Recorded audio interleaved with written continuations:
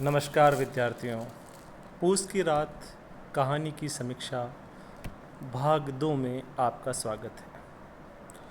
कई विद्यार्थियों ने मुझे ये बताया था कि सर आप छोटे वीडियो अपलोड कीजिए, तो मैं इस कहानी की समीक्षा को छोटे छोटे भागों में बांट रहा हूँ ताकि आप आसानी से डाउनलोड कर सकें। मेरा नाम जयकृष्ण आपके सामने कहानी की समीक्षा लेकर आया हूँ। कहानी है पूस की रात, जो कि प्रेमचंद जी ने लिखी थी, और हमने भाग 1 का वीडियो पोस्ट कर दिया है जिसमें हमने कथा वस्तु और कथा सार की बताया था। अब हम भाग 2 देखेंगे और भाग 2 में दूसरा तत्व पात्र और चरित्र चित्रण पर चर्चा करेंगे। आइए दूसरा तत्व देखते हैं, पात्र या चरित्र चित्रण। अगर मैं इस पूरी कहानी को पढ़ता हूँ तो मुझे जो सबसे मुख्य पात्र या केंद्रीय पात्र उभर कर सामने आता है, हल्कू नामक चरित्र। हल्कू नामक पात्र यह कहानी का केंद्रीय पात्र है। इस पात्र का चरित्र प्रेमचंद जी ने उभारा है, घटनाओं के माध्यम से भी और अपने संवादों और लेखनी के माध्यम से। यह हल्कू जो पात्र है, यह केंद्रीय चरित्र है। यह गरीब है, आर्थिक स्थिति कमज़ोर है, मजदूरी के बचाए पैसे भी उसे महाजन को देने पड़ते हैं। तो इससे हमें पता चल जाता है कि आर्थिक तंगी है।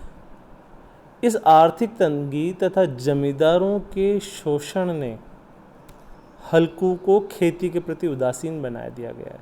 यह इस कहानी से प्रमुख रूप से उभर कर आता है कि ये जो शोषण है, ये जो शोषण चक्र चलता है, ऋण महाजनों का, फिर उसके बाद ऋण के बाद ब्याज, और फिर ऋण और ब्याज, ऋण ब्याज करके किसान इस चक्र में फंसता जाता है और हमेशा आर्थिक रूप से तंग बना रहता है। इस आर्थिक तंगी और शोषण ने हल्कू को खेती के प्रति उदासीन बना दिया। परंतु इस कहानी में एक खास बात है कि खेती के प्रति उदासीन है, परंतु मानवीय संबंधों के प्रति उदासीन नहीं है।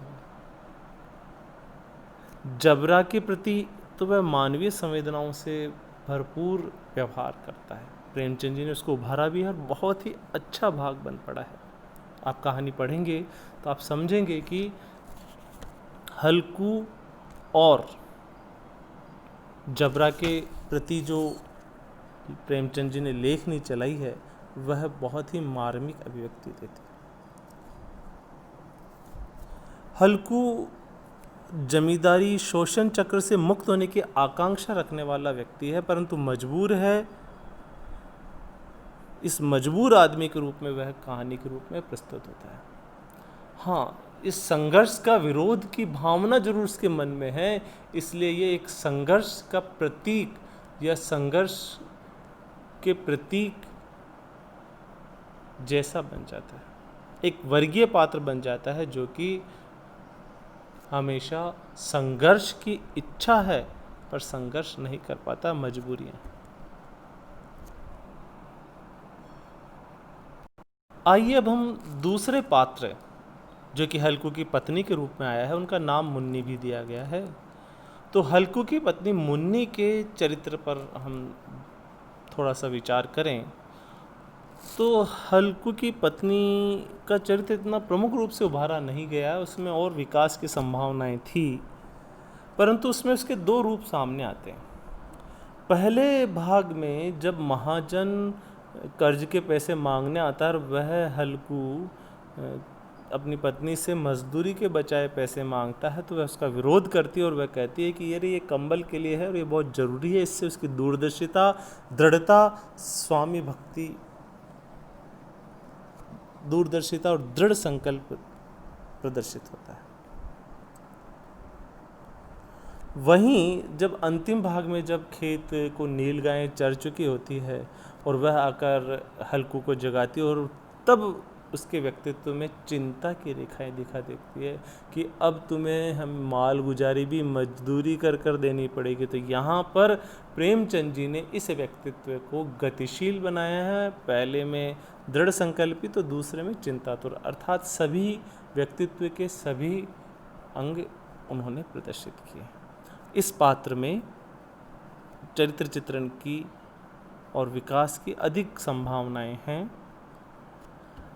अगला जो पात्र है वह मानवीय पात्र नहीं है, परंतु इस मानवीय पात्र के बगैर भी पशु पक्षी के साथ जो संवेदनाएं प्रस्तुत की है प्रेमचंद जी ने वह अद्वितीय है। तो जो उनका कुत्ता जबरा है,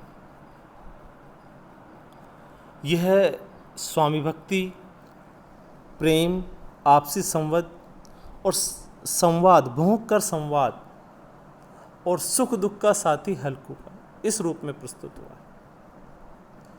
जबरा और हल्कू के साथ सोने का दृश्य और उसके साथ जो खेत के दृश्य हैं बहुत ही मार्मिक बन पड़े हैं और जबरा एक महत्वपूर्ण पात्र के रूप में इस कहानी में उभर कर सामने आता है। इस प्रकार जबरा नामक कुत्ते को भी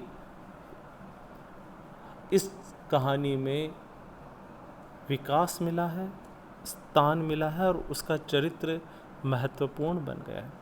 इसके अलावा महाजन का नाम आता है परंतु उसका चरित्र चित्रण नहीं, केवल नाम के सहारे और एक दो संवादों के साथ सहारे ही प्रेमचंद जी ने इस कहानी के पात्र सीमित रखे हैं। सीमित पात्रों के कारण कहानी बड़ी तेज़ी से चलती है और जिस उद्देश्य को कहना चाहती है वह पूरा करती है। यह एक यथार्थवादी कहानी है, तो जो पात्र इसमें है वह बहुत ही सीमित है और जिस केंद्रीय कथ्य को कहना है वह बखूबी कहते हैं। हम इसका तीसरा भाग भी लेकर आएंगे, परंतु वीडियो छोटे छोटे हों, आपकी समझ में आए। मैं कोशिश करता रहूँगा कि और अच्छे वीडियो बने। देखिए, व्यू करिए, शेयर करिए, लाइक करिए और अपने दोस्तों को बताइए। धन्यवाद।